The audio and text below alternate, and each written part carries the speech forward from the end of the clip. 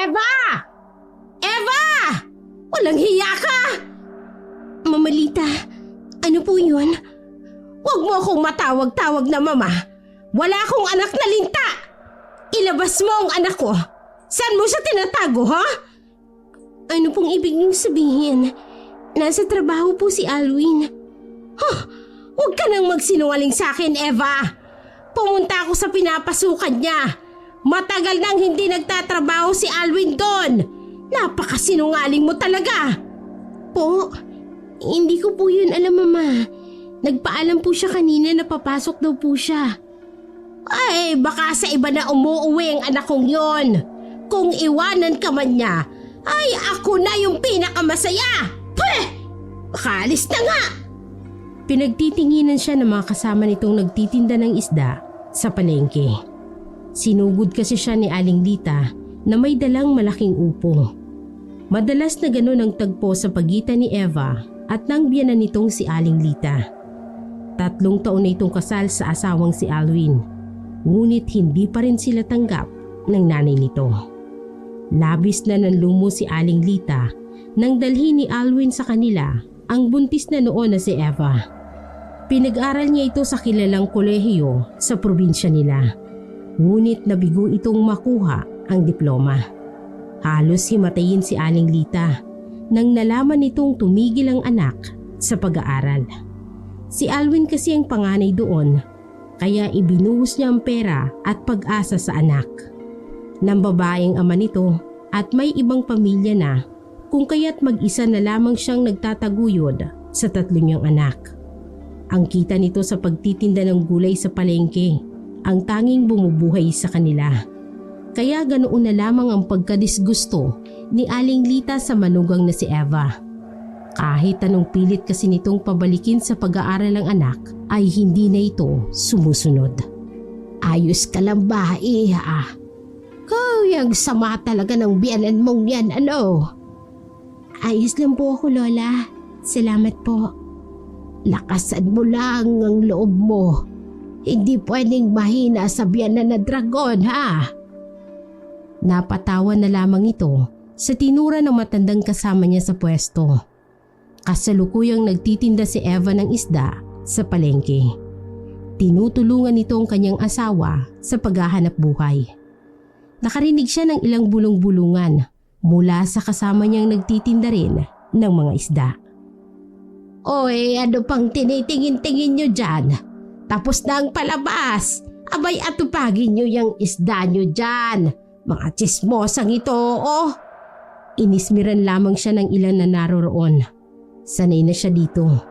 Kung wala ang matandang babae, ay hindi niya na alam kung ano pa ang gagawin nito sa kanila. Maraming salamat po, Lola Loida. Ako huwag kang mag-alala, iha. Habang nandito ako sa tabi mo, hindi ka nila maapi. Mas malala pa nga ang buhay ng mga yan. Maiba nga tayo, iha. Asa na nga bang asawa mo? Parang lagi na lang siyang hinahanap ng nanay niya.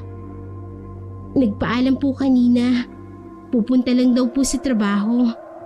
Baka ho ibang tinatrabaho niya. Malilintikan talaga siya sa akin kapag nahuli ko yun. Huwag mo nang pag-isipan ng ganyan ng asawa mo, Ineng. Magtiwala ka na lang sa kanya para mas lalong tumibay ang relasyon ninyo.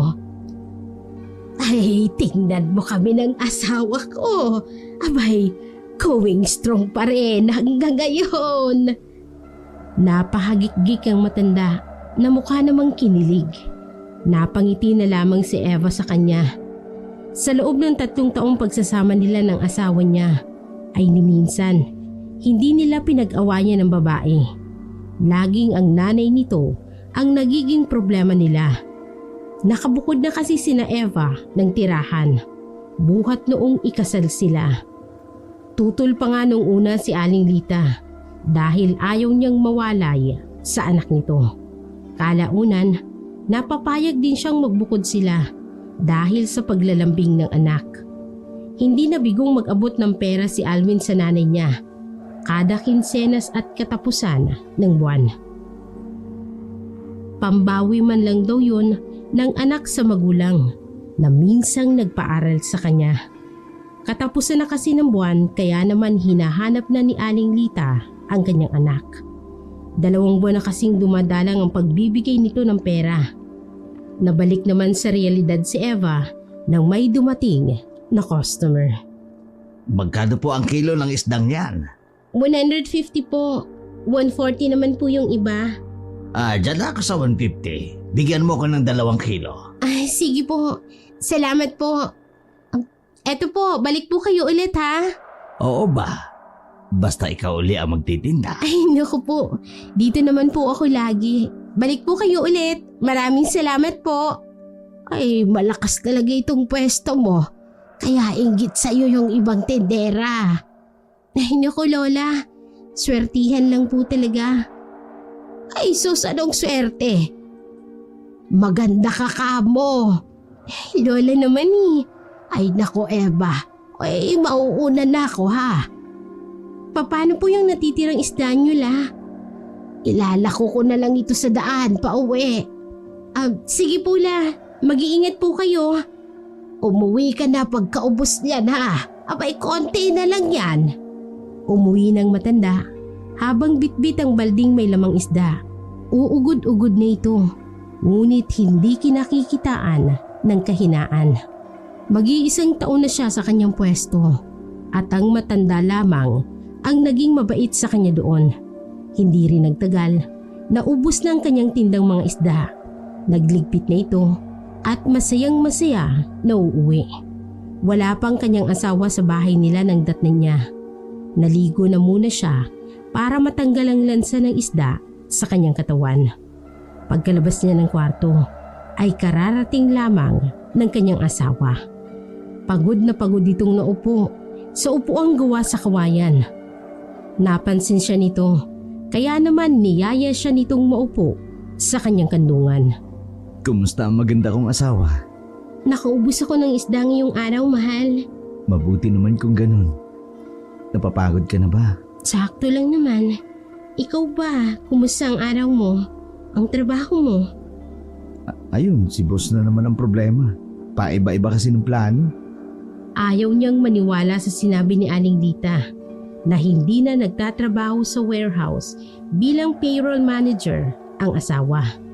Hindi naman naglilihim ang asawa nito sa kanya, kung kaya't ito lamang ang pinaniniwalaan nito. Kung ano man ang rason ng kanyang asawa ay tanggap niya. Ganun ba? Ano daw bang pinagawa? Basta marami. Ano nga palang ulam natin?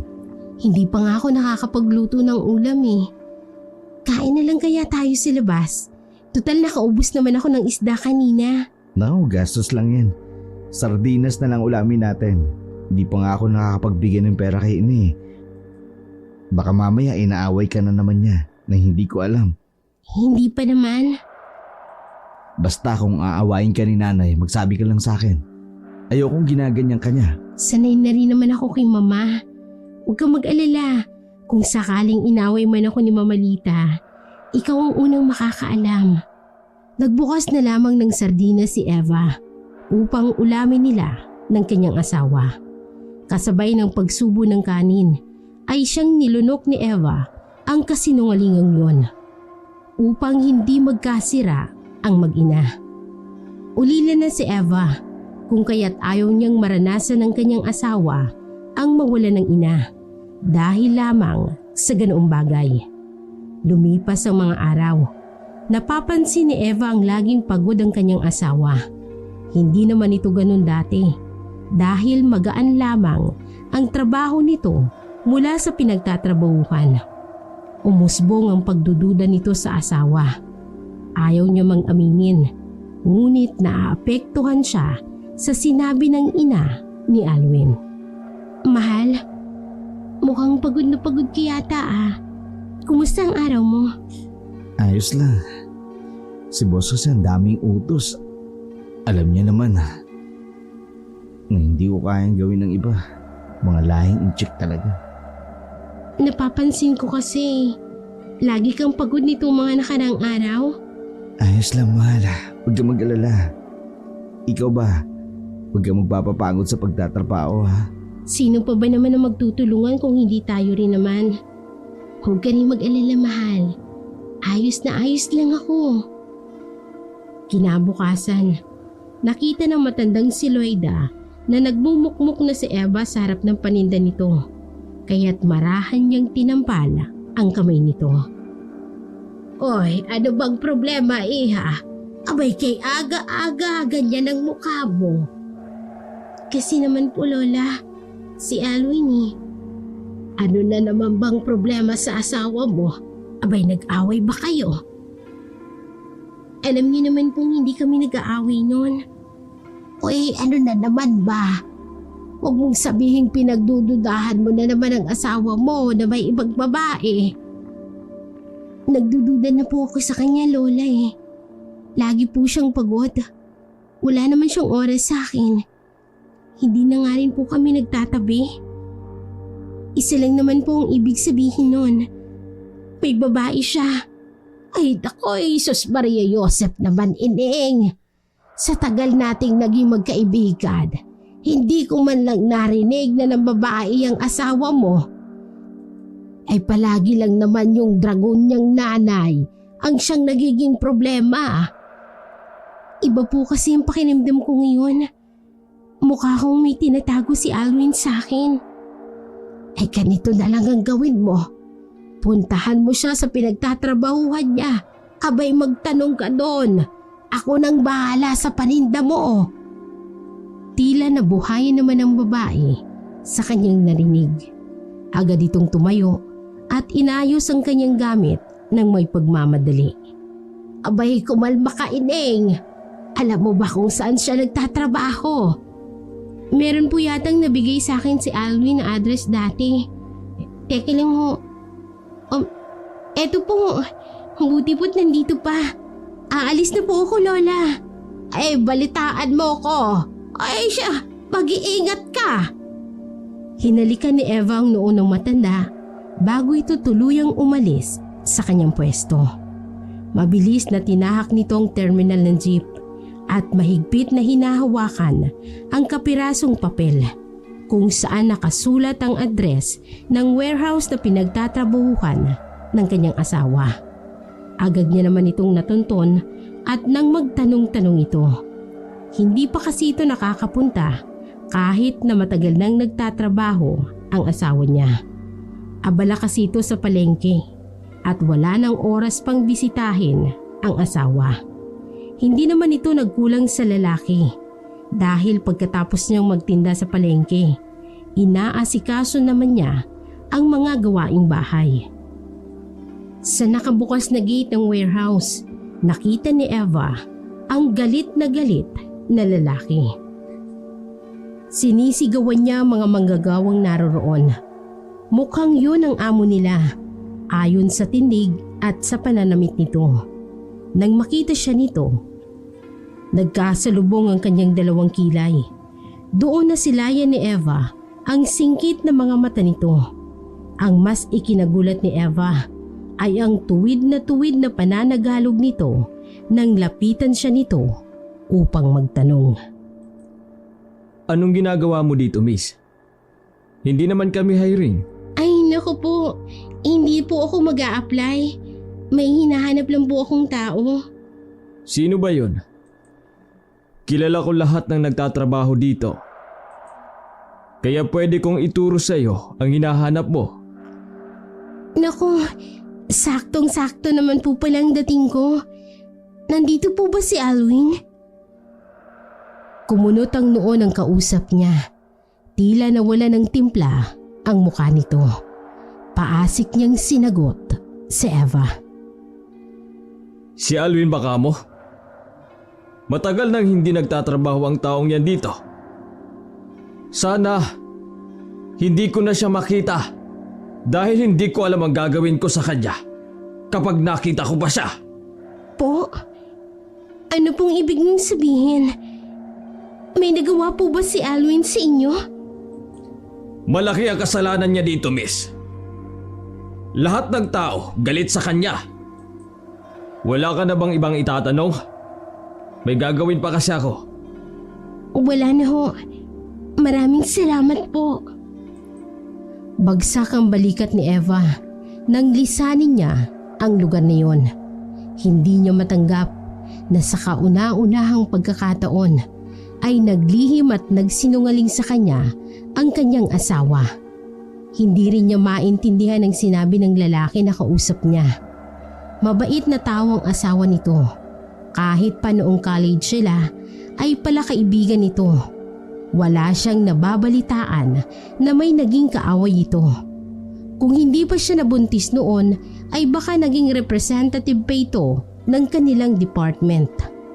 Tumigil ang asawa niya sa pag-aaral upang magtrabaho at maalalayan si Eva sa maselang pagbubuntis nito. Pagkatapos ng tagpong yun, hindi na muna umuwi si Eva. Dumiretso siya sa palengke upang kumustahin at balitaan ang matandang kaibigan. Pagkarating niya sa kanilang pwesto ay abala ang matanda sa kabila ang pag-aasikaso ng kanilang paninda. Nilapitan niya agad ito at kanyang inasikaso ang kanyang pwesto. Oh, Ding, ang aga mong bumalik. Akala ko'y mamaya ka pa. Hindi naman po ako nagtagal doon. Ay ano nga bang balita sa kanya? Hindi na nasagot pa ni Eva ang tanong ng matanda nang lumapit na ang customer. 1 kilo nga nitong bangos? Pakilinis na lang ha? Opo ma'am, 180 po ang 1 kilo nitong bangus. Pakibilisan na lang ang paglilinis miss, nagmamadali ako. Hoy, kalahating kilo nga ng galunggong. Pagod na pagod si Eva ng araw na yon. Hindi niya matukoy kung dahil ba yun sa nalaman niyang pagsisinungaling ng asawa o dahil sa dami ng namimili. Noon lang nakaramdam ng ganoong pagod si Eva. Pagka-uwi niya ng kanilang bahay ay agad itong nakatulog at hindi na nakapagluto pa para sa hapunan nilang mag-asawa. Nagising na lang si Eva nang maramdaman niya ang marahang pagdampi ng labi ng kanyang asawang si Alwin sa kanyang pisngi. Maamong mukha ng kanyang asawang kanyang nasilayan nang buksan niya ang kanyang mga mata. Nakangiti si Alwin habang sinusuklay ng kamay nito ang mahabang buhok ni Eva. Sa isang iglap lang, biglang naglaho ang kanyang pagod na nararamdaman at ang pagdududa sa asawa. Kanina ka pa ba? Hindi pa pala ako nakapagluto. Teka lang, magsasaing lang ako. Napagod ka ba? Tumigil ka na lang kaya sa pagtitinda sa palengke. Marami lang nangyari ngayong araw. Kaya ko naman magtinda. Kumain ka na ba? Magluluto lang ako. Nakapagluto na ako. Tara na, kain na tayo. Pasensya ka na. Hindi ko na malayan ang oras. Hindi, ayos lang. Namiss ko nga na paglutuan ka eh. Hindi ko na halos nagagawa yun eh. Kumain na nga tayo. Kumuha ka na ng pinggan dyan. Ako na ang maghahain ng kanin at ulam. Nang buksan ni Eva ang kaldero, ay agad niyang naamoy ang asim ng sinigang na hipon. Paborito niya yun. Nakangiti siyang nagsandok ng ulam at inilipat ito sa mangkok upang pagsaluhan nilang mag-asawa. Panakanakang sinusulyapan ni Alwin ang asawa habang kumakain ito. Nakangiti ito habang hinihigop ang sabaw ng sinigang na kanyang niluto. Doon naman nagtaka si Eva sa inaasta ng asawa kung kaya't hindi nito napigilan ang sarili na magtanong dito. Bakit? May dumi ba ako sa mukha? Wala naman. Bakit nga? Labas tayo bukas. Bukas? Wala ka bang pasok? Day off ko bukas eh. Hindi na kasi kita na ilalabas. Lagi na lang tayong may trabaho. Bukas ba ang anniversary natin? May nakakalimutan ba ako? Sa susunod na buwan pa yun. Alwin, umamin ka. May nagawa ka bang kasalanan? Una, nagluto ka ng sinigang na hipon na siyang paborito ko. Tapos nag-aya kang lumabas tayo bukas. Nakakapangduda. Mahal, ano ka ba? Ginagawa naman to natin, di ba? Wala akong ginagawang kasalanan, okay? Gusto ko lang makasama ka bukas. Yun lang talaga. Bumalik kay Eva ang lahat ng nangyari ng araw na yon. Nanumbalik ang kanyang sama ng loob sa asawa dahil sa pagsisinungaling nito at ang kanyang pagdududa na may babae ito. Tahimik niyang inubos ang kanyang pagkain at hindi na pinansin ang asawa.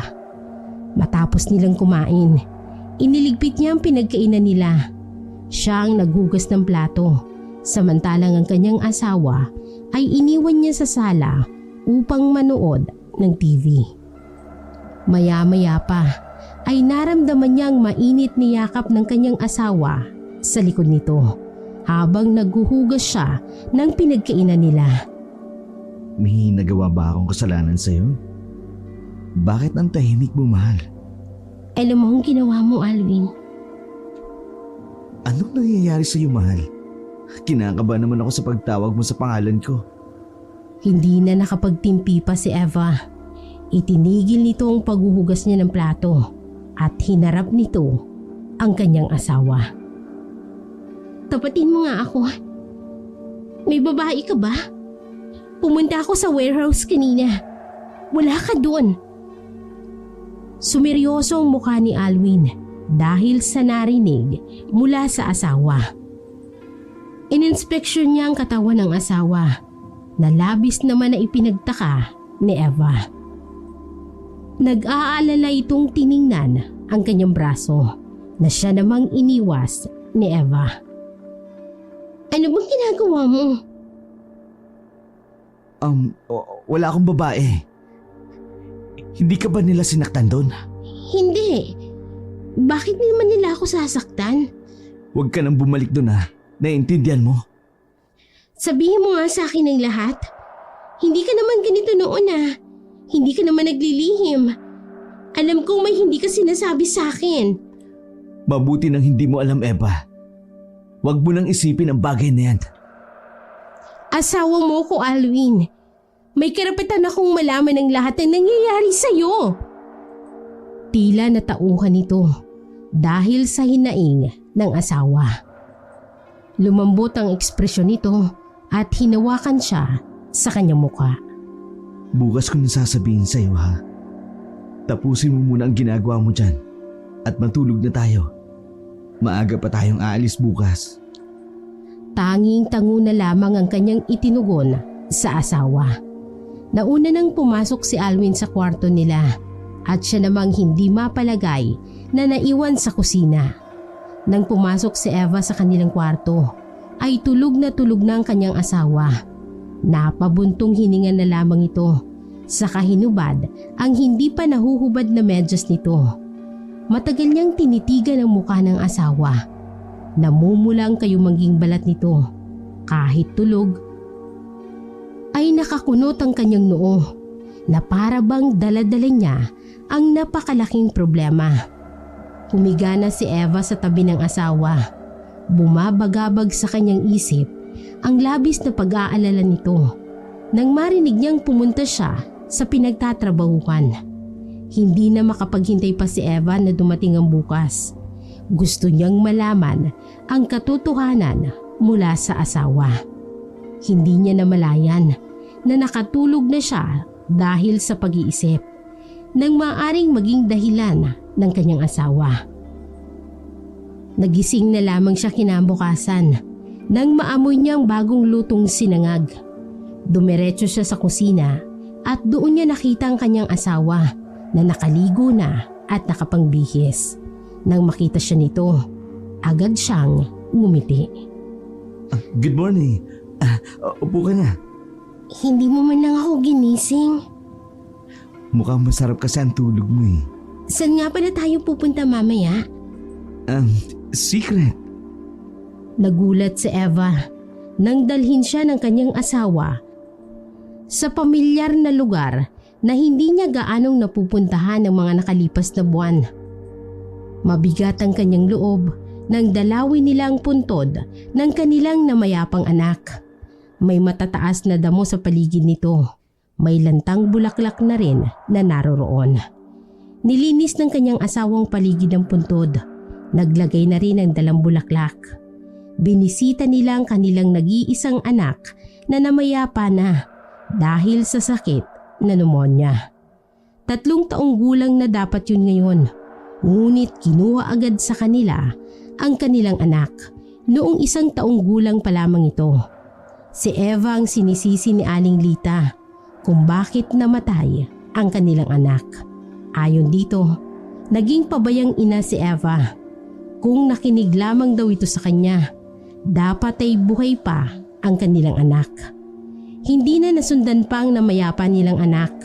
Ibinuhos na lamang nila ang kanilang oras sa trabaho. Hindi man nila sabihin, alam nilang may kulang sa kanilang pamilya. Birthday ng anak nila ng araw na yon at labis na nasaktan si Eva dahil hindi man lang niya naalala ang kaarawan ng anak. Nagsindi sila ng kandila at nag-usal ng dasal para sa kanilang munting anghel. Hindi sila nag-usap ng asawa habang naroroon sila sa puntod.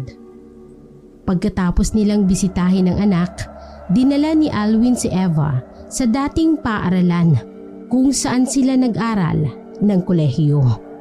Maraming nag-iba sa lugar. May mga bagong buildings, ngunit nandoon pa rin ang dating spot nilang dalawa noong magkasintahan pa lamang sila.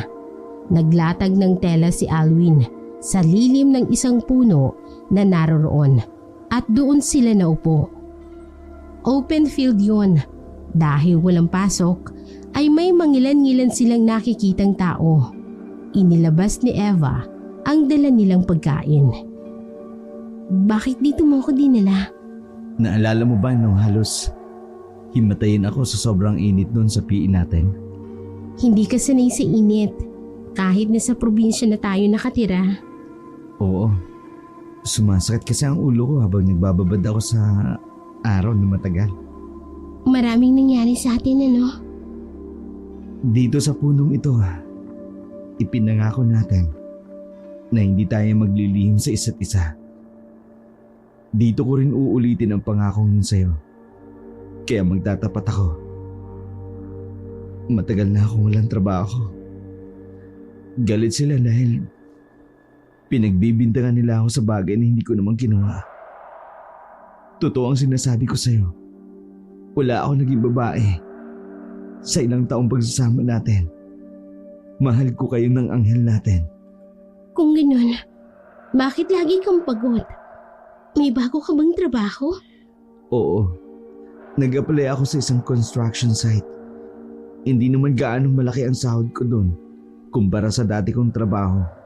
Pero maayos naman doon. Bakit hindi mo sinabi sa akin ang bagay na to? Hindi man lang kita nadamayan sa mga panahong may mabigat kang dinadala. Makita lang kitang maayos, okay na ako. Ayoko mag-alala ka pa. Alam ko naman, nasasaktan ka rin sa pagwala ng anak natin. Ayoko nang dagdagan yun. Mahal, nangako tayo sa altar. Nasasamahan kita sa hirap at ginhawa. At nandun ka sa pangakong yun. Di mo ko iniwan kahit naglihim ako sa'yo. Kahit sa susunod na buhay ko, ikaw at ikaw pa rin pipiliin ko maging asawa. Kahit anumang mangyari. Tahimik nilang ninanamnam ang simoy ng hangin sa malawak na lupay niyon kung saan sila nagsimula. Maraming nangyari sa kanilang relasyon, ngunit hindi sila sumuko. Hapon na nang makauwi ang mag-asawa sa kanilang tahanan. Masaya silang naglalakad habang magkahawak ang kanilang mga kamay. Nawala rin ang mga ngiting yon nang datna nila ang nanay ng asawa na nakahalukip-kip habang inip na naghihintay sa kanila. Nang makita sila nito, dali-dali niyang sinugod si Eva at dinuro. Hoy, babae ka! Abay, saan mo na naman dinala ang anak ko, ha? Ikaw talaga ang luho-luho mo sa katawan. na pagod na ang anak ko sa pagtatrabaho. Tapos ikaw, may gana ka pang magyayang lumabas at gumastos ng pera. Nay, tama na. Hindi niyo malabat tinanong kung saan kami nanggaling. At ipinagtatanggol mo pa yung malandi mong asawa? Oy, sige, magsama kayo! Kinaganyan mo na ako ngayon, Alwin. Matapos kitang bihisan, pag-aralin, mas pipiliin mo pa yung babaeng yan kaysa sa akin? Saan mo naman nakuha yan, Nay? Huwag mo nga pagbibintangan ng ganyan ang asawa ko. Binisita lang namin ang anak namin. Binisita? Ano yung paper bag na yan? Mukhang mamahalin yan. Masyado mo talagang sinusunod ang gusto niyang asawa mo. Kahit nga bilhan mo ko ng bagong damit, abay hindi mo magawa. Nay naman, ngayon ko nga lang nabilhan ng bagong gamit ang asawa ko. Sa tagal-tagal ng pagsasama namin. Pangalawang beses ko pa lang siyang nabilhan ng ganito. Ako Ako? Nanay mo ko. Ako ang nagpalaki sa'yo. Ako ang nagpaaral. Hindi na natapos pa ni Aling Lita ang panunumbat sa anak nang sumali si Eva sa usapan. Inabot nito ang paper bag na siyang ikinagagalit nito. Abay, ang bastos mo talagang babae ka. Hindi pa ako tapos magsalita. Kunin niyo na lang po itong damit na binili sa akin ni Alwin. Kasya naman po yata si inyo, Ma. Ayoko niyan. Gusto ko yung kagaya nung nabili ng anak ni Malu. Abay, maganda yun. Napakamot na lamang sa ini si Alwin. Hinugot niya ang kanyang wallet sa bulsa at binigyan ng pera ang ina. Yun lamang kasi ang ipinunta nito sa kanila. Hindi niya pa ito nabibigyan ng pera dahil nga natanggal siya sa trabaho. Nay, allowance niyo ho ngayong buwan. Dinagdagan ko na yan. Pambili niyo po ng bagong damit. Abay, kulang ito. Nasa 2,000 yung damit na gusto ko. Kumuha na lang din ng pera si Eva mula sa bulsa nito at inabot sa ginang.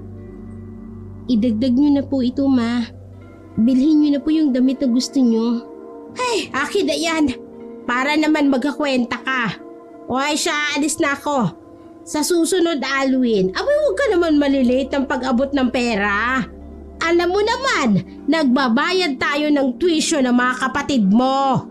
Pasensya na, Nay. May nangyari lang ho sa trabaho. Ay, basta ayusin mo, ha? Hindi dapat nalilate ang bigay mo. Ay siya, alis na ako. At ikaw naman na babae ka, sinabihan na kita. Huwag kang maluho. May pinapaaral pa yung asawa mo. Umalis si Aling Lita na taas ang noo at dalang libu-libong perang natanggap niya mula kay Alwin at Eva. Tiningnan ni Alwin nang may paghingi ng tawad ang asawa. Ang saya nila ng araw na yon ay biglang naglaho dahil kay Aling Lita. Ang akala ni Eva ay ang biyanan lang nito ang magiging problema niya. Ngunit ang kinakatakutan nito ay dumating na sa kanilang buhay nang wala man lang abiso. Nakita niya ang kanyang asawa na may kayakap na babae. Binisita niya kasi ito sa pinagtatrabahuhan niyang construction site para dalhan ng pagkain. Maganda ang babaeng yon. Baling kinita ng kanyang katawan at hapit na hapit ang suot nitong pulang bestida. Tiningnan ni Eva ang sarili. Suot nitong isang kupasing t-shirt na kanyang hinila mula sa kanilang kabinet. Wala man lang siyang inilagay na kolorete sa muka. Maging ang kanyang buhok ay magulong nakapusod. Hindi na ito nakapag-ayos dahil sa pagmamadali na baka gutom na ang asawa. Wala sa sariling sinugod niyang babaeng yon na kayakap ng kanyang asawa. Hinila niya ang buhok ng babae upang paghiwalayin sila. Ang linti mong babae ka! May asawa ng tao yung nilalanti mo! Ouch, my hair! Bagong salong ko lang yan! Ang kati-kati mong babae ka! Ang kati-kati mo! Nagulat si Alwin sa pagsugod ng kanyang asawa. Agad niyang hinila papalayo ang asawa sa babaeng kayakap niya. Ba't tumigil ka na? Nakakahiya ka! Ako pang nakakahiya? May asawa kang tao, Alwin! Nagmadali akong puntahan ka rito dahil lang akala ko gutom ka na. Yan pa ang maaabutan ko! Sino to, Al? Masyadong palengkera, ha? Pasensya na, Grace. Kakausapin ko lang ang asawa ko. Inilayo siya ni Alwin mula sa lugar na yun. Pinagtitinginan na kasi sila ng mga kasamahan niya sa trabaho. May ilang natatawa pa sa kanilang nasaksihan. Galit na sinampal ni Eva ang asawa. Niloloko mo ko, Alwin! Hindi kita niloloko, Eva. Mali ka nang iniisip. Saan ang mali doon, ha? Huling-huli ko kayong dalawa! Umuwi ka na nga. Sa bahay na lang tayo mag-usap. Iwanan mo yung dalamong tanghalian. Magtatrabaho pa ako. Pinapauwi mo ko para trabahuhin mo ang babaeng yun? Umuwi ka na, please. Mamaya na tayo mag-usap. Galit na galit si Eva sa asawa. Imbis na umuwi, ay dumiretso siya sa bahay ni Loida. Umiiyak itong nagsumbong sa matanda. Labis siyang nasaktan sa kanyang nakita. Ay, baka naman kaibigan niya lang yun. Walang magkaibigan na gano'n na nagyayakap ay Lola. Tinanong mo ba kung ano talaga sila? Parisin pa, Lola. Kung magsisinungaling din naman siya. Nako, hindi pagkakaunawaan lang ang nangyayari sa inyong mag-asawa. Pag-usapan nyo yan. Ayoko po siyang makita, Lola. Dito na po muna ako. Nako, Iha. Nasa tamang edad na kayo. Dapat niyong ayusin yung problema niyong mag-asawa. Please, Lola. Dito na po muna ako. Oy siya, sige na. Hindi sa ayaw kita rito, ha. Away mag-asawa kasi ito. At nandito lang ako para gabayan ka. Umuwi ka. Bukas na bukas din sa inyo. Opo, Lola. Maraming salamat po. Kinaumagahan noon ay umuwi si Eva sa bahay nila. Wala si Alwin sa bahay nila nang datnan niya ito. Ngunit may nakahaing almusal sa mesa at may maliit na sulat na naroroon, katabi ng isang bagong pitas na rosas. Binasa ni Eva ang nakasulat doon. I'm sorry. Huwag kang magpapagutom. I love you always. Ay naku. Hindi niya man lang ako hinintay na umuwi. Kinain na lang ni Eva ang pagkaing inihanda ng kanyang asawa. Nagtatampo pa rin siya dito kahit na-realize niyang may mali siya. Hindi niya man lang tinanong ang asawa kung kaano-ano niyang babaeng kayakap nito. Wala nga siyang nakitang ibang ginagawang dalawa maliban sa yakap na yun. Dahil na rin sa payo ni Loida ay nakapag-isip siya ng maayos. Hinintay niya ang kanyang asawa ng gabing yun upang pag-usapan nila ang nangyari sa kanila. Mahal, nagluto ako ng paborito mong adobo. Maraming salamat, mahal. Kumain na ako eh. Bukas ko na lang kakainin yan. Nawala ang ngiti ni Eva sa narinig. Niligpit niya na lamang ang nakahaing pagkain sa mesa nila. Saan ka ba kumain? Hindi ka man lang agad nakapagsabi. Biglaan kasi. Bihis lang ako ha. Pwede ba tayong mag-usap? Tungkol sa nangyari kahapon? Yun ba? Kaibigan ko lang si Grace. Naging kaklase ko siya nung high school. At kahapon lang uli kami nagkita. Hindi ko nga inaasahan na siya yung engineer doon. Ang galing niya, no? Maganda na, matalino pa. Wala ka na bang ibang tatanong? Papasok na ako, ha? Napatango na lamang si Eva sa sinabi ng kanyang asawa. Naiinggit siya sa babaeng yun. Kung nakapagtapos lang sana siya, ay baka isa na rin siyang ganap na accountant. Hindi niya dapat nararamdaman ang inggit na yun, na siya namang nararamdaman niya sa ngayon. Kinaumagahan ay parang wala kay Alwin ang sinabi niya. Hindi niya man lang napansin ang kakaibang kilos ng asawa. Kinain niya ang nilutong ulam ni Eva para sa almusal. Bago siya umalis ay sinabihan niya ang kanyang asawa na wag na siyang dalhan ng pananghalian. Mahal? Wag mo na akong dala ng tanghalian ha. Manlilibre kasi si Gray sa amin. Yung engineer na kinukwento ko sa'yo, birthday niya kasi ngayon. Ganun ba, mahal? Sige, maglilinis na muna ako ng bahay. Hindi ka na ba magtitinda sa palengke? Hindi eh. Sa susunod na araw na lang siguro. Hindi nagtinda ng isda si Eva ng araw na yon. Naglaba na muna siya ng damit nilang mag-asawa at naglinis ng kanilang bahay. Maya-maya pa ay may sunod-sunod na katok na nagpatigil kay Eva sa ginagawa nito. Nang buksan niya ang pintuan, ay apo ni Lloyd ang naroroon. Hingal na hingal itong sinabi kay Eva ang masamang balita. Namatay ang asawa ni Lloyda dahil inatake sa puso. Kaniya namang iniwan ang kanyang ginagawa at sinundan ng bata sa bahay nila. Maraming tao ang naroroon nang dumating siya. Agad naman niyang hinanap si Lloyda sa kumpulan ng tao. Naroroon ito sa sala kung saan nakahigang walang buhay na katawan ng asawa. Umiiyak ito habang hinahawakan ang kanyang kamay. Ricardo, asawa ko. Bakit mo naman ako iniwan? Ricardo! Lola Lloyda, nakikiramay po ako. Eva! Eva! Iniwan ako ni Ricardo. Hindi ako handa, Eva.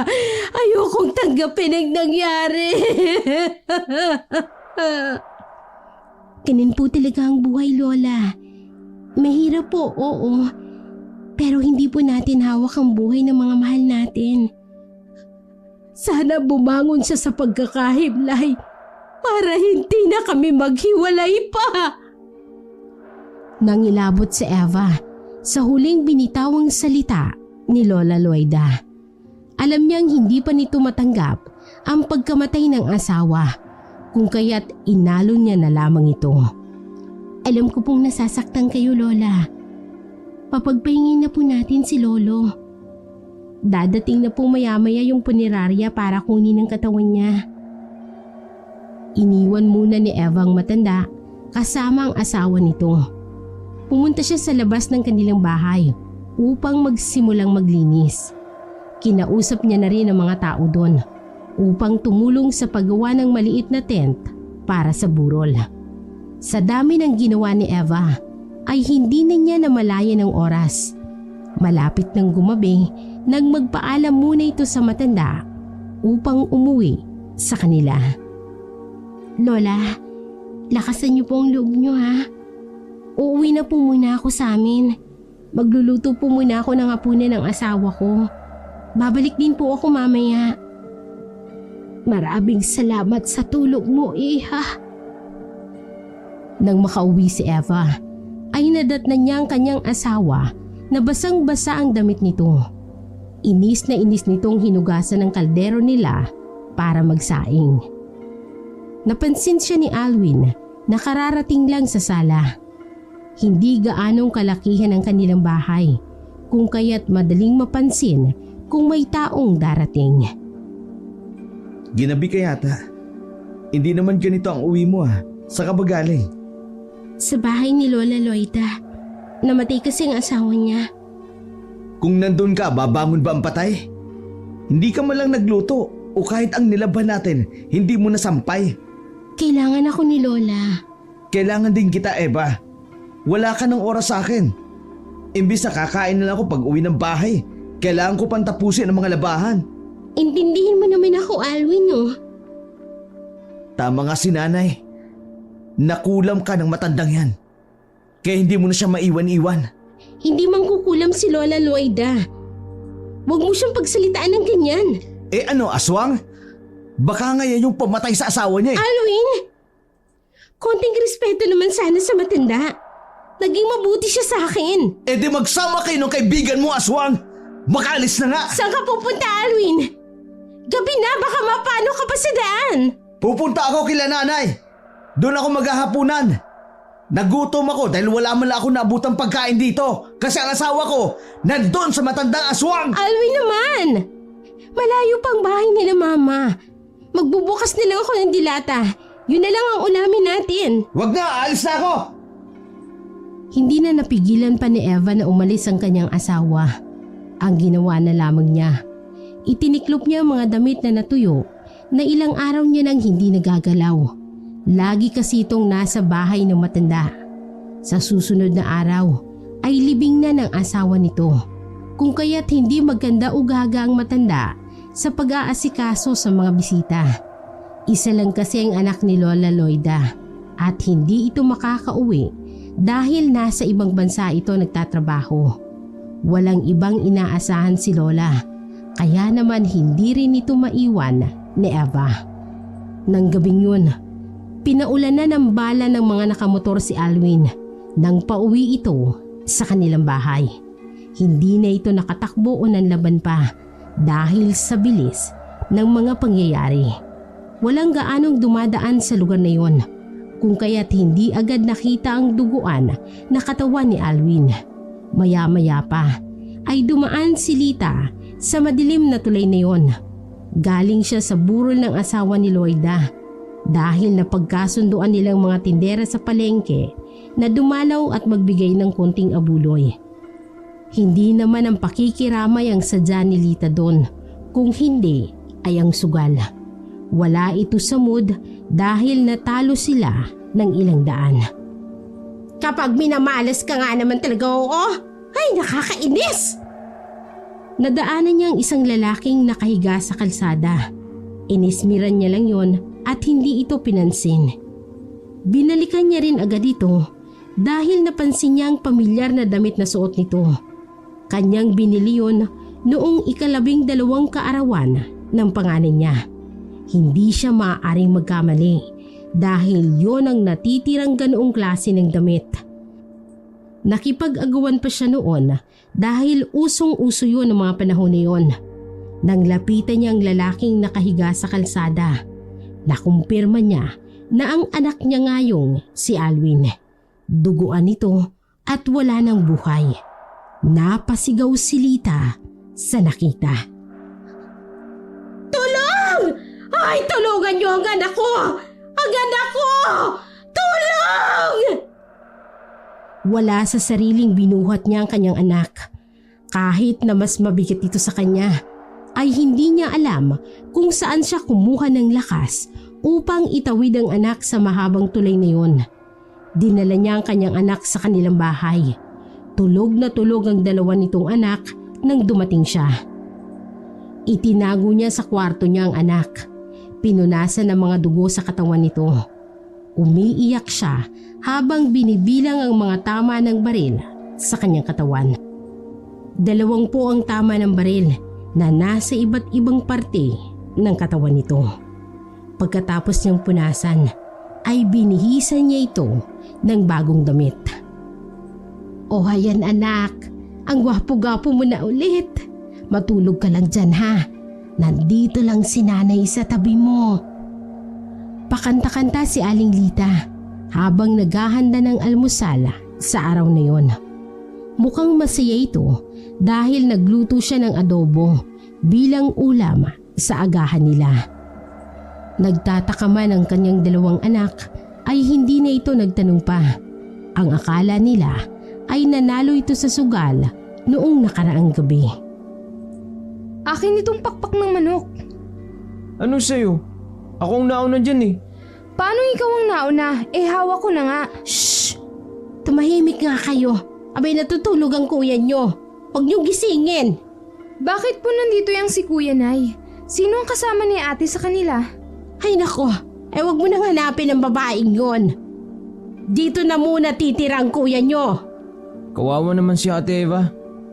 Walang kasama sa kanila. Huwag mo ngang mabanggit-banggit ang pangalan ng babaeng yan.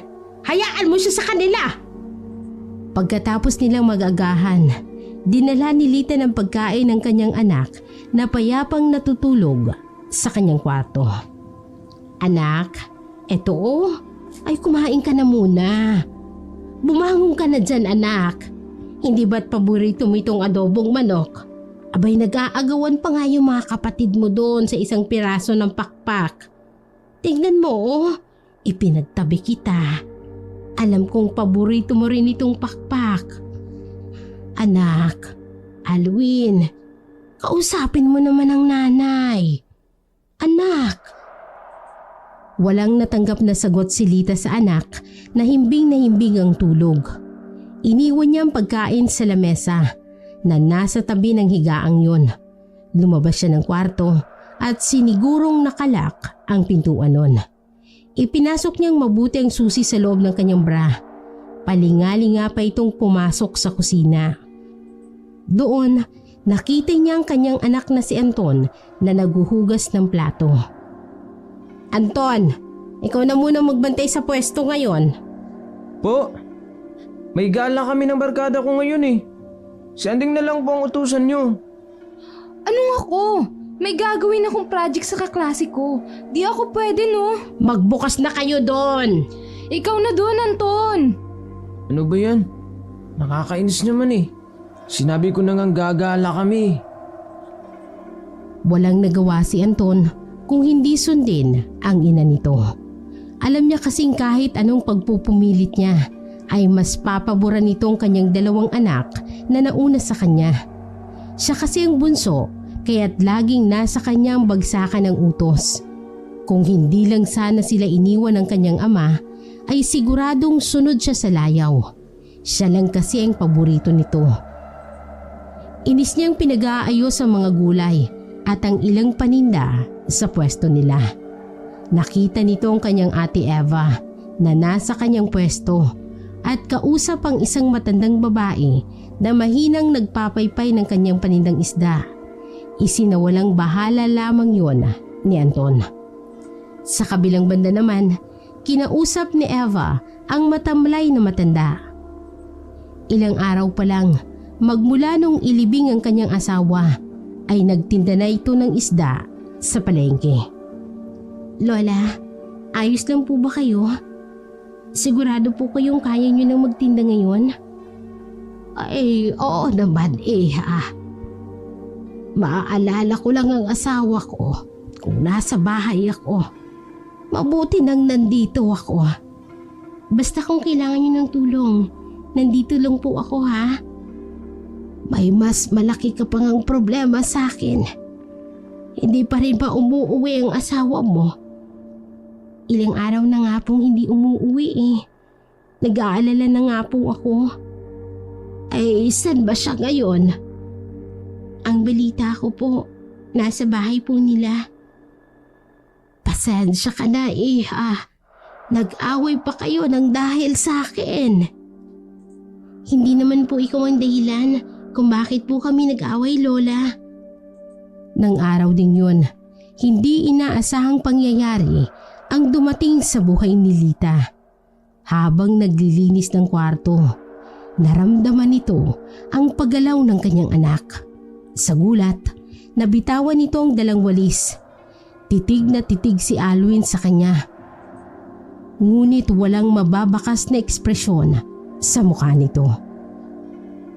Anak! Nabuhay ka! Abay, totoo nga ang Diyos! May himala! Niyakap niya ng mahigpit ang malamig na katawan ng kanyang anak.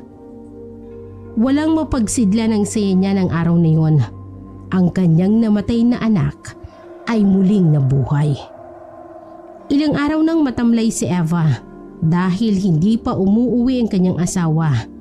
Isang araw, nakita niya si Alwin na nasa palengke. Walang kabuhay-buhay ang kanyang mga mata. Malapit ito sa pwesto ng gulay ng kanyang ina. Lalapitan niya sana ito, ngunit hinila siya ng kanyang biyanan. Mariin siya nitong tiningnan at agad na inilayo ang anak. Narinig niya si isang customer doon na nagrireklamo dahil sa amoy. Ano ba naman yan, Aling Lita? Ang baho naman dito. Parang patay na inaagnas na. Mabaho ba'y kamo? Opo, ano ba naman yan? Abay, mabaho kasi ang bunganga mo. Malapit yan sa ilong mo. Yang mabahong hininga mong naaamoy mo. Abay kung ano-ano bang pinagbibintang mo sa akin. Ewan ko sa'yo, Aling Lita. Mabaho nga kasi talaga. Ay dakoy, perwisyo. Fresh na fresh pa itong mga gulay ko. Pagkaalis ng babaeng yun, kanya namang hinarap ang kanyang anak na nilalangaw na sa isang gilid. Takoy, huwag mo nang pansinin yung babaeng yun, anak. Hindi ka mabaho. Amoy baby powder yata itong panganay ko. Hindi ba, anak? Ay, teka lang ha. Aayusin lang ni nanay ang paninda ko. Diyan ka lang. Pumugsi si Alwin nang mabasa siya ng tubig na winisik ni Aling Lita sa kanyang gulay. Nabasa ang daliri nito. Nagkalat ang mga uod at mas lalong bumaho. Nagwala ito na agad namang dinaluhan ni Aling Lita. Anak, si nanay ito. Tahan na ha. Tahan na, hindi ko naman sinasadya. Tumahan ka na. Ay masakit ba? Ay patawarin mo na ang nanay, anak. Hindi ko naman alam. Hindi mapakali si Eva. Masyadong matagal na ang isang linggong pagtatampo ng kanyang asawa. Sinadya niya ang pwestong gulayan ng kanyang biyanan. Timing naman na si Anton ang nagbabantay sa pwesto, kung kaya't malaya siyang nakapagtanong sa binata. Anton, nandyan ba sa inyo si Alwin? Ilang araw na kasi siyang hindi umuwi sa amin. Oo ate, nandun sa bahay. Hindi nga pumapasok sa trabaho yun eh. Ewan ko din kay nanay. Ayaw niyang palabasin si kuya. May pinag-awayan ba kayo ni kuya? Akala ko nga, hindi naman seryoso yun eh. Pero mag-iisang linggo na siyang hindi umuwi. Pwede mo bang sabihan siya na umuwi na sa bahay? Kung malapitan ko po, hindi rin kami gaano nakakalapit sa kanya ate. Lagi siyang nasa kwarto ni nanay. Sige, maraming salamat Anton. Habang papunta sa palengke si Eva, ay nakita niya ang kumpulan ng mga tao sa may gubat. Hindi kalayuan sa kalsada. Hindi niya na ito pinansin. Dumiretso na lamang siya sa palengke. Hindi naman kasi ito tsismosa gaya ng iba. Nang makarating siya sa palengke, nadatnan niya si Lola Loida na kagagaling lang sa isang pwesto. Nakasama rin nilang nagtitinda ng isda doon. Ano pong ginawa niyo doon, Lola? Mag-iingat ka, iha. May nakitang katawan ng lalaki doon sa may gubat. Malapit lang sa inyo. Ang sabi, kagagawan daw yun ng aswang. Aswang po, Lola? Uso pa rin po ba yun ngayon? Abay, oo naman. Kung saan-saan sila pakalat-kalat. Hindi nga natin alam na baka aswang na ang nakakasalamuhan natin araw-araw. Nakakatakot naman po kung ganun, Lola. Tumigil naman sa pwesto nila si Aling Lita at nakisali sa kanilang usapan habang nakapamayuwang. Ay syempre, ikaw lang naman ang aswang dito, Loida. Kaya nga siguro namatay yung asawa mo dahil inaswang mo. Naman, huwag niyo naman pong ganyanin si Lola. Kamamatay lang po ng asawa niya.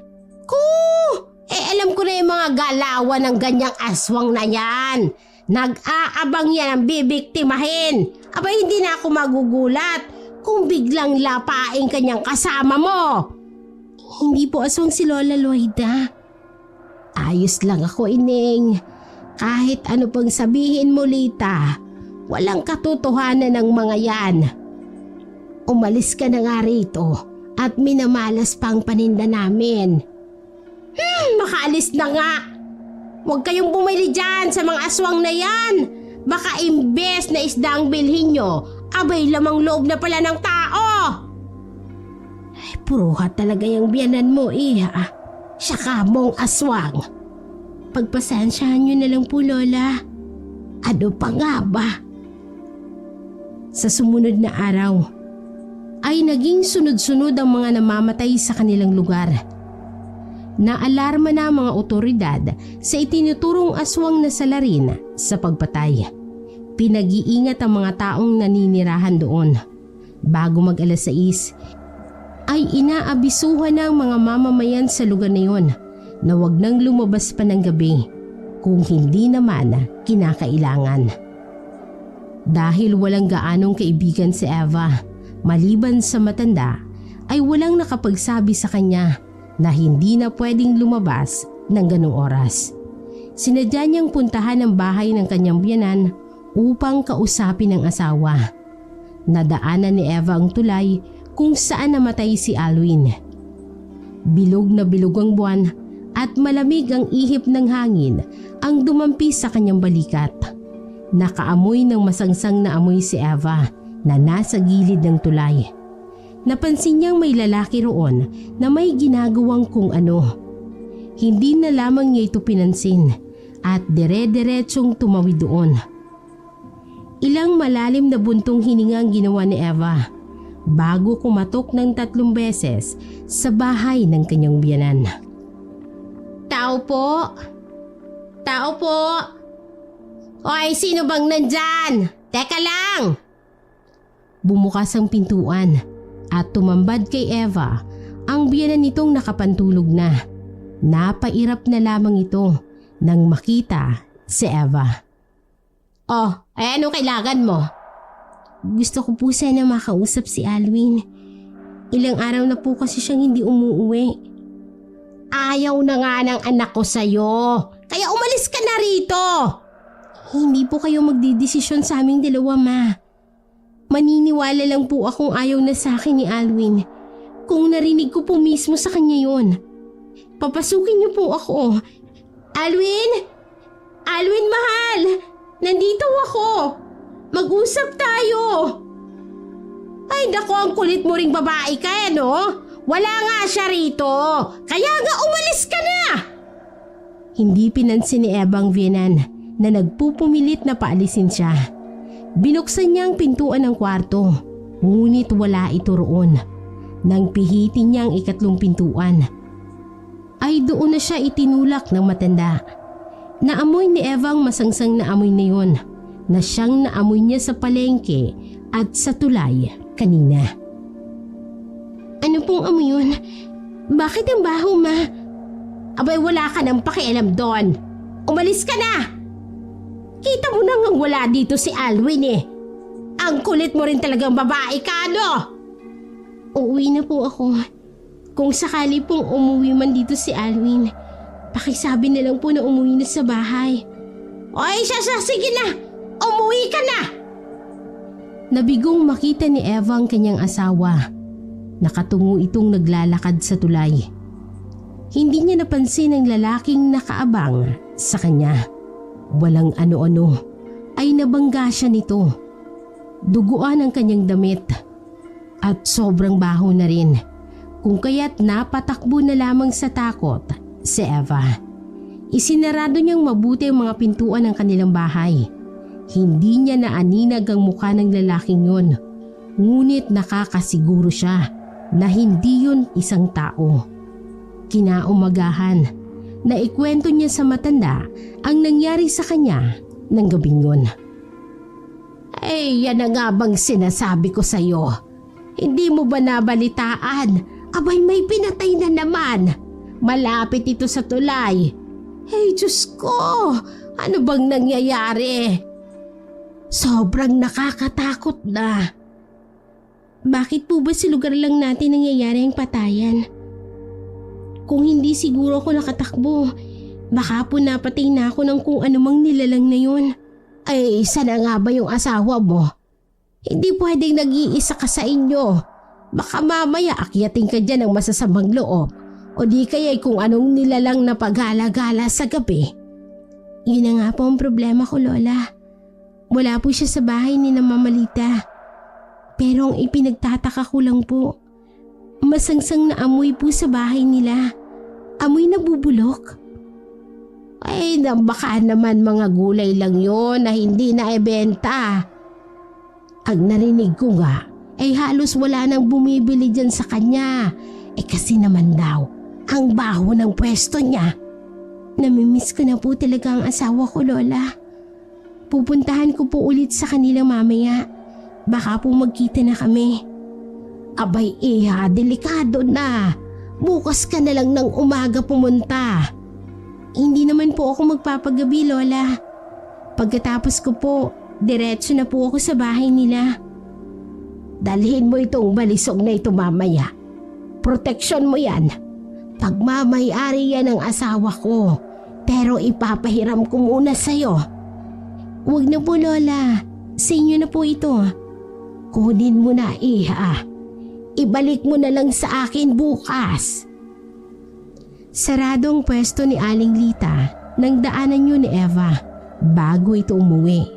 May iilang uod na gumagapang sa sahig nun na siya namang winalis ng isang tinderang naroroon. Totoo nga ang narinig niya sa matanda. Pati na rin ang kalapit pwesto nito ay naaapektuhan na rin ang kita dahil umiiwas ang mga customer na mapadako sa lugar na yun. 5:30 nang makarating si Eva sa bahay ng kanyang biyanan. Walang tao roon, ngunit narinig niya ang boses ng ginang na nasa likod ng kanyang bahay na may kausap. Pinuntahan yun ni Eva at doon nakita niya si Aling Lita at ang kanyang asawang si Alwin. Nakataliko dito sa kanya, ngunit alam niya na yun ang kanyang asawa. Naamoy na naman niya ang mabahong amoy na yun. Habang patagal ng patagal, mas lalong bumabaho ang amoy na yun. Napatakip na lamang siya ng kanyang ilong. Agad naman niyang tinawag ang ginang na naroroon sa likod ng malaking puno na mukhang may itinatago. Mama Lita, ano pong ginagawa mo dyan? Hoy Eva, bakit ka ba nandito? Pwede ba umalis ka na? Bakit po ba? Ano po bang nangyayari? Alwin? Alwin? Mama Lita, ano pong nangyayari kay Alwin? Pwede ba, Eva? Nagmamakaawa ako. Huwag kang magsusumbong. Pakiusap, Eva. Hindi ko po kayo maintindihan, Mama Lita. Ano po bang nangyari kay Alwin? Bakit siya nandito? Napatakip na lamang ng bibig nang makita niya ang katawan ng isang lalaki na maputla na. Tila nawala na ito ng dugo. Titig na titig sa kanya si Alwin. Duguan ang bunganga nito. Akmang lalapit sana si Alwin sa kanya. Ngunit nanginginig na umatras si Eva. Huwag kang lalapit sa akin. Sino ka? Anong ginawa mo kay Alwin? Eva, si Alwin yan. Maniwala ka. Si Alwin yan. Siya yung asawa mo. Anak ko siya. Hindi halimaw ang asawa ko, Mama. Nasaan ba si Alwin? Ilabas mo na siya, Ma. Ilabas mo na si Alwin. Ma, bakit ba ayaw mo kong sagutin? Alam kong ayaw niyo po sa akin. Pero ano po bang ginagawa niyo sa anak mo? Ma, asan mo si Alwin? Wala akong ginawa sa kanya, Eva. Umalis ka na rito. Baka may makakita pa sa atin. Baka saktan pa nila yung anak ko. Ayoko. Bitiwan niyo ako. Wala po akong asawang halimaw. Gulong-gulo si Eva ng gabing yun. Hindi niya alam ang kanyang gagawin. Dumiretso siya sa tahanan ng matandang kaibigan. Sunod-sunod na katok niya sa pintuan nito na halos masira na ito. Lola!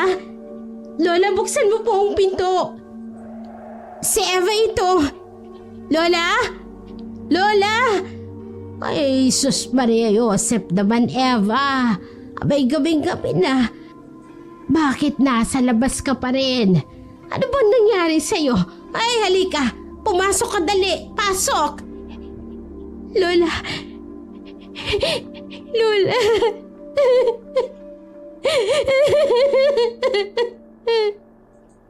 Sinisinok noon si Eva habang umiiyak na nakayakap sa matanda.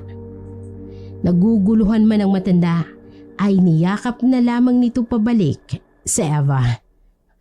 Ano bang nangyayari, Iha? Magkwento ka. Makikinig si Lola. Si Alwin po, Lola. Bakit? Ano bang nangyari sa asawa mo? Aswang po si Alvin la. Aswang po siya. Teka nga. Hindi kita maintindihan. Paanong naging aswang ang asawa mo? Hindi ko rin po alam, Lola. Nakita ko lang po siya kanina habang nilalantakan niya yung katawan ng isang lalaki. Ay, Diyos ko! Ibig sabihin, siya ang salarin sa mga patayan dito sa atin. Hindi po ako sigurado, Lola. Pero isa lang po ang sigurado ako. Alam po ni Mama Lita ang lahat. Hindi ko na alam ang sasabihin ko, Eva. Masyadong nakakagulat ang lahat ng impormasyon na nalaman mo. Lola, pwede po bang huwag muna nating sabihin ito kahit kanino? Di ko alam, Eva. Hindi natin alam kung sino na ang isusunod niya. Sa sumunod na mga araw, ay laging napapansin ni Eva na parang may tumitingin sa kanya habang may ginagawa siya sa labas ng kanilang bahay. Kasabay noon ay ang mabahong amoy na nabubulok. Dahil na rin sa takot, hindi na ito lumalabas ng bahay. Kung kaya't ang matanda niyang kaibigan ang siya na lamang na dumadalaw rito. Alam niyang nasa paligid ang asawa nito. Nagmamasid at nag-aabang lang ng pagkakataon upang lapitan siya. Bakit hindi mo kausapin ang asawa mo, Eva? Paano ko po kakausapin ng patina? Naririnig ka pa niya. Ang mga kagaya ng asawa mo ay hindi pa natatapos dito sa mundo. Kausapin mo siya, Iha. Baka malaman mong sagot. Natatakot po ako, Lola. Baka po saktan niya ako. Hindi ka sasaktan ng asawa mo. Naniniwala akong nandyan pa rin siya. Kahit naging amalanhig na siya. Amalanhig po, Lola? Ano po yun? Ito ay mga taong pumanaw na. O yung mga taong pinaslang at hindi na matahimik. Yung mga hindi natatahimik na amalanhig ay hindi titigil. Hanggat hindi na isa sa katuparan ng kanilang nais. Malimit silang nagpapakita sa isang tao na napili nilang siyang sumagawa ng kanilang ninanais. Baka ikaw ang kailangan niya, Iha. Kausapin mo siya upang matahimik siya. Lola, samahan niyo po ako. Natatakot po ako. Hindi pa sila nakalalabas ng bahay ay biglang dumating at hinihingal na si Anton. Palingon-lingon nito sa kanyang likuran na para bang may pinagtataguan. Isinarado niyang mabuti ang pintuan at sumilip sa bintana ang binata. Anton, anong nangyari? Bakit hingal na hingal ka? Ate, si Kuya! Si Kuya, ate, aswang! Paano mo nalaman? Paano mo nalaman? Alam mo, ate? Alam mo na aswang si Kuya? Kailan ko lang naman nalaman. Ano bang nangyari? Ganito kasi yan, ate. Di ba pauwi na ako? Dumaan ako doon sa may tulay. Kasi yun ang pinakamalapit na daanan papuntang bahay. Tapos nakaamoy ako ng patay, ate. Oh! Patay! Amoy patay! Yung tipong nabubulok na. Grabe! Ang baho, ate. Pagkatapos nun, may nakita akong lalaki naglalakad. Sa kanya nanggagaling ang amoy, ate. Hindi ko naman alam kung bakit inakbayan ako nun eh. Tapos nang tingnan ko, si Kuya pala yun. Duguan ang bunganga niya, ate. Tapos sa bandang leeg niya, may lumalabas na mga uod. Uod? Yan ang hindi ko alam, ate.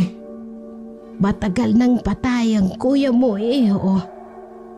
Anong matagal ng patay, Lola? Kasabay pa nga namin minsang kumain eh. Kinakausap din siya ni nanay. Lola, baka nakulam lang si Kuya. Kaya niyo bang tanggalin ang kulam, Lola? Matanda lang ako, iho. Pero hindi ako albularyo o manggagamot. Ang alam ko sa amalanhig ay hindi sila matatahimik hanggat hindi nila nakukuha ang gusto nila. Ang tanong, ano nga ba yun? Ang makakasagot lang yan ay si Mama Lita. Alam niya ang lahat ng nangyari kay Alwin. Paano mo nasabi, ate? Nakita ko siya nakasama si Alwin. Habang nilalantakan niya ang patay na katawan ng lalaking yun. Saan ba si Mama? Puntahan natin siya. Sa bahay yata, ate. Pero natatakot ako sa aswang. Ayoko na lang sumama. Dito na lang ako. Ang usap-usapan noong araw, takot ang amalanhig sa tubig. Magdala na lang tayo ng tubig bilang pangontra sa kanya. Hindi ko lubos maisip na mararanasan ko ngayon ang makasagupa ng amalanhig. Habang dala-dala nila ang 1 litro ng tubig, asin at bawang, pinuntahan nila ang bahay kung saan namamalagi ang amalanhig. Wala ito sa tulay nang dumaan sila roon. Pagpasok nila ng bahay, ay doon nila naabutang umiiyak si Anding habang nasa harapan naman ito si Alwin na duguan ng damit. Si Aling Lita naman ay nakaluhod at nagmamakaawa sa anak. Anak, pakiusap. Kailangan tayo ng kuya mo. Ma, matagal nang patay si kuya. Ano bang ginawa mo sa kanya? Ma? Totoo pala talagang patay na si kuya? Hindi totoo yan. Nakikita nyo, buhay na buhay ang kuya mo. Tama na yan, Lita. Pagpahingahin mo na ang anak mo. Marami nang namamatay dahil sa pagiging makasarili mo. Alam kong ina ka rin, Loida. Alam kong alam mo ang pakiramdam nang mawala ng mahal sa buhay. Tama na, Lita. Gusto na. Eva, kausapin mo na ang asawa mo. May pag-aalangan man, nilapitan niya ang kanyang asawa. Hindi na nito inalintana ang mabahong amoy na yon. Hinawakan niya ang kamay ng kanyang asawa. Titig na titig naman sa kanyang lalaki na para bang nakikilala siya nito. Umiyak si Eva habang kinakausap ang asawa. Mahal ako to, si Eva. Asawa mo ko. Ang sabi ni Lola Loida, nakikilala mo pa rin ako. Ang sabi niya, nandyan ka pa. Naririnig mo pa ako. Ano bang kailangan mo, mahal? Sino bang may gawa niyan sa'yo? Hahanapin natin sila. Nakikiusap ako sa'yo, mahal. Itigil mo na ito. Tama na. Magpahinga ka na. Nagsiiyakan na mga taong naroroon sa loob ng bahay niyon. Wala silang nakuhang sagot mula kay Alwin. Lumapit si Lita kay Eva at kanya itong niyakap. Eva, anak, alam ko marami akong kasalanan sa iyo. Sa sobrang dami, hindi ko alam kung mapapatawad mo pa ako. Pero humihingi ako ng tawad sa iyo sa lahat ng nagawa ko. Kasalanan kong lahat ng ito. Kung hindi ko sana itinago ang asawa mo, hindi mangyayari ito sa kanya. Ako ang dapat sisihin sa lahat ng nangyari. Naging makasarili ako. Hindi ko tinanggap ang pagkawala niya. Unang beses niyo po akong tinawag na anak, Mama. Alam ko pong maging ako rin. May pagkakasala po sa inyo. May pagkukulang din po ako bilang anak niyo. Patawarin niyo po ako, Mama Lita. Nagyakapan ng magbiyanan. Tiningnan sila ni Alwin na may munting ngiti sa kanyang labi. Tuwid na tuwid itong lumabas ng kanilang bahay. Anak! Anak! Saan ka pupunta? Hayaan niyo na siya. Nais sa katuparan niya na ang kanyang ninanais bago tumawid sa kabilang buhay. Yun ay ang magkaayos kayong magbiyanan. Sinundan nila ng tingin si Alwin. Doon nila nakita na humiga ito sa damuhan, malapit sa malaking puno. Doon siya nahimlay ng tuluyan at nagpahinga. Inasikaso nila ang libing ni Alwin sa mga sumunod na araw. Maraming nagulat sa pagkamatay nito. Ang pumatay sa kanya ay nahuli na sa tulong ng mga liham na iniwan nito sa isang malaking box, kung saan niya itinatago ang mahalagang bagay para sa kanya. Nakita ito ni Eva na nakatago sa isang sulok. Nagmaghanap siya ng maaaring isuot ni Alwin sa burol. Ayon sa investigasyon, dating katrabaho ni Alwin ang pumatay dito. Galit na galit ito sa kanya dahil isinumbong niya ang pandarayang ginagawa nila sa boss nito. Tinanggal ng kanilang amo ang dalawang lalaking yun. Ngunit hindi natigil ang lahat dahil gumanti sila kay Alwin. Siniraan siya nito sa kanyang mga kasamahan, kung kaya't napilitan siyang umalis sa lugar na yun. Kahit anong paliwanag niya sa mga tao ay hindi na nila ito pinapakinggan. Nakasaad din sa sulat na iniwan ni Alwin ang hiling niya na maging maayos ang relasyon ng kanyang asawa at ng kanyang ina. Naisakatuparan man nila yun. Sumuko naman si Aling Lita sa mga pulis at inamin niyang siya ang pumapatay. Maraming nagalit dito. Ngunit alam ni Eva na ginawa lamang yon upang protektahan ang namatay niyang anak na siyang salarin ng lahat.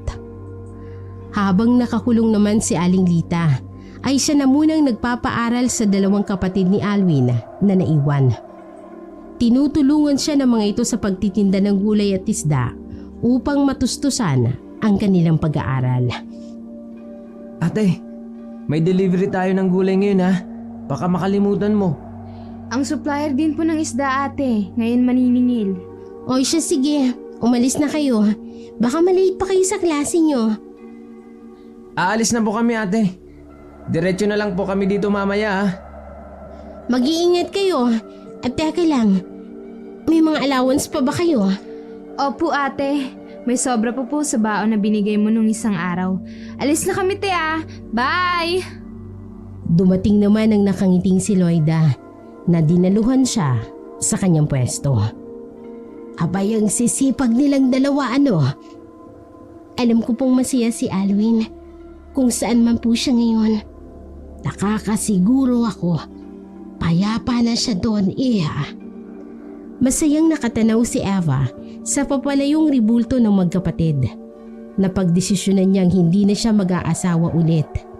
Ipinangako niya sa puntod ng kanyang asawa at ng kanyang anak na aalagaan niya ang pamilyang iniwan nito sa kanya.